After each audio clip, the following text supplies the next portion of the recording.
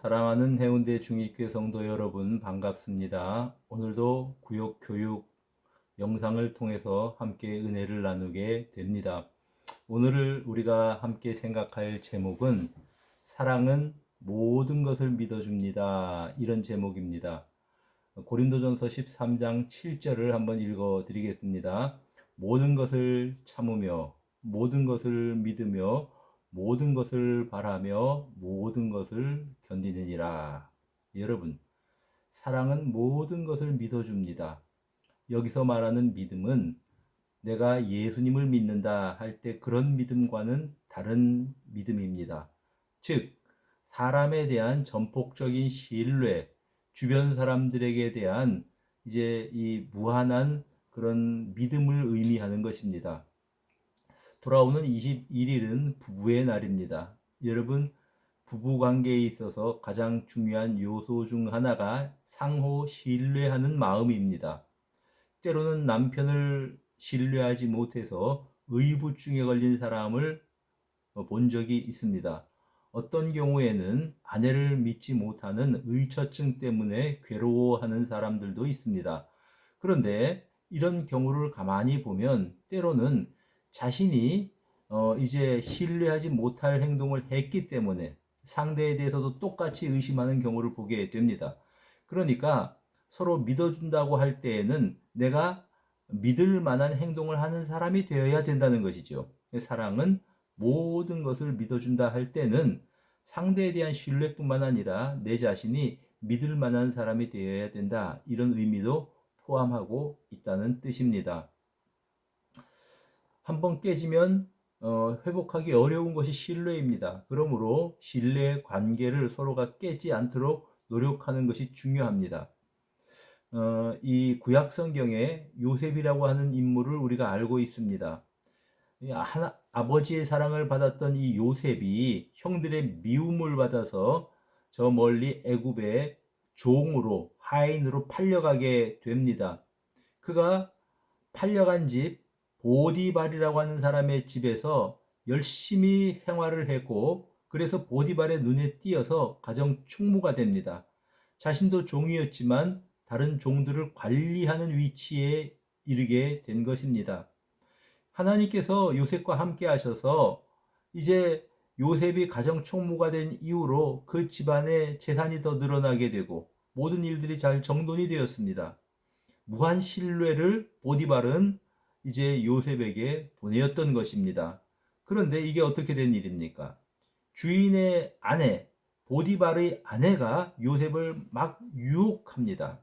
얼마나 유혹이 심했는지 어느 날 하루는 그가 집에 일을 하고 있을 때에 그 아내가 요셉의 옷을 붙잡고 나와 동침하자 아주 강력하게 요구합니다. 그런데 요셉이 주인에 대한 신뢰를 깨지 않기 위해서 자신의 옷을 벗어버리고 그리고 이제 이 밖으로 달아났습니다. 결국 이 일로 인해서 그는 성폭행 미수범으로 오해를 받게 되고 감옥에 가게 되었습니다.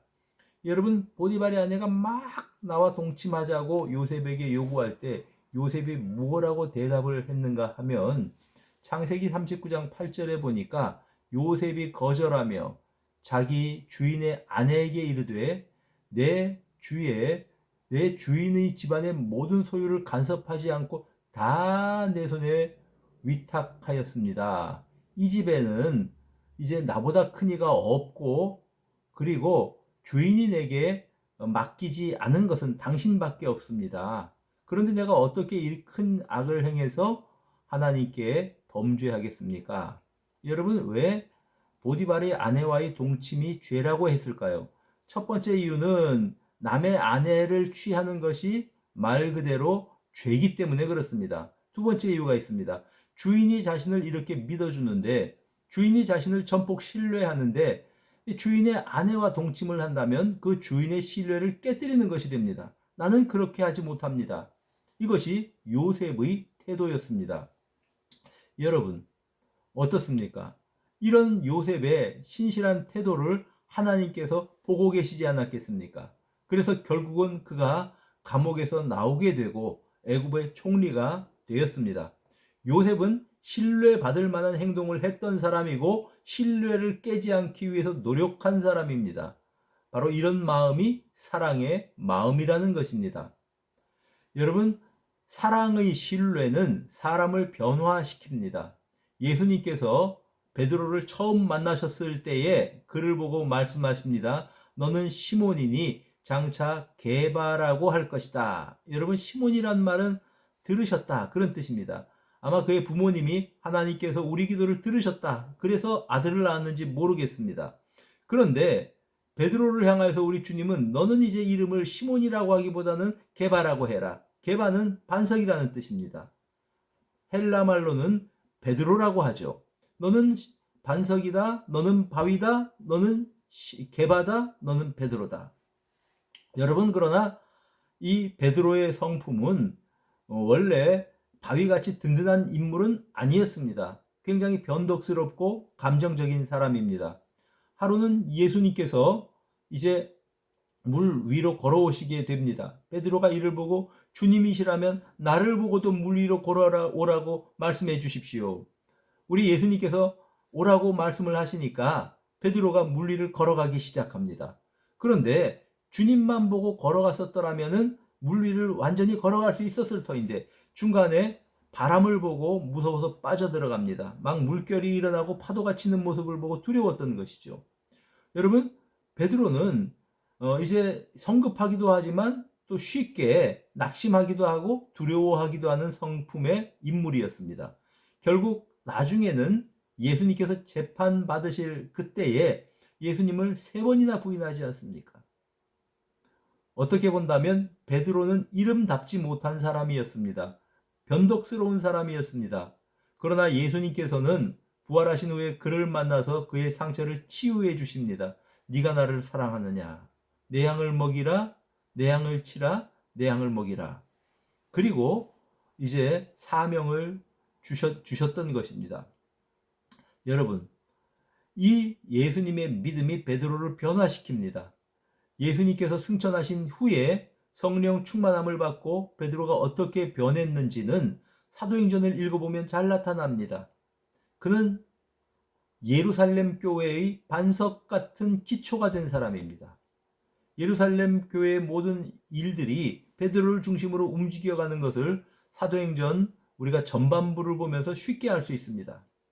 여러분, 우리 예수님의 그런 신뢰가, 우리 예수님의 믿음이 변덕스러운 베드로를 변화시켜서 정말 우리 주님의 복음을 증거하는 또 교회의 기초가 되는 인물로 변화시켜 주셨다라는 것입니다. 믿음은 사람을 변화시킵니다. 여러분, 자녀를 믿어 주십시오. 자녀들이 믿음대로 변화되는 은혜가 있을 것입니다. 남편을 믿어 주십시오. 남편이 아내의 신뢰처럼 바뀌어져 갈 것입니다. 아내를 믿어 주십시오. 여러분들의 아내가 남편의 기대처럼 변화될 것입니다. 이것을 믿어주는 것이 신뢰입니다. 그 사랑입니다. 여러분, 사랑은 모든 것을 믿어줍니다. 끝까지 포기하지 않고 신뢰하는 것이 사랑입니다.